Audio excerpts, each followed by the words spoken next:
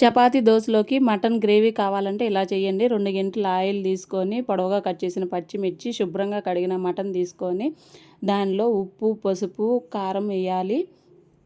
అలా కాసేపు కలబెట్టిన తర్వాత ఆయిల్ అనేది బయటకు వచ్చేదాకా ఉడకనివ్వాలి కొంచెం. అప్పుడు ఒక చెంబు నీళ్లు పోయాలి. ముక్కలు మునిగే వరకు మూత పెట్టుకొని ఈలోగా ఉడికేలోపు కొంచెం ధనియాలు తీసుకొని వేయించాలి. తర్వాత కొంచెం ఆయిల్ వేసి టమోటా ముక్కలు, ఉల్లిపాయ ముక్కలు వేయాలి. అలా కొంచెం వేగిన తర్వాత తెల్ల నువ్వులు అనమాట, తెల్ల నువ్వులు, చిన్నుల్లిపాయలు, అల్లం ముక్కలు వేయాలి.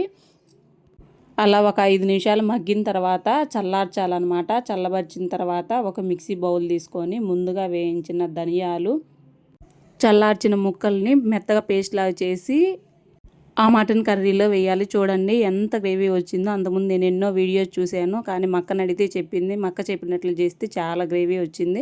ఫైనల్గా గరం మసాలా, కొత్తిమీర వేయాలి. ఇలా మీకు గ్రేవీ కావాలంటే ఇలా చేసి చూడండి.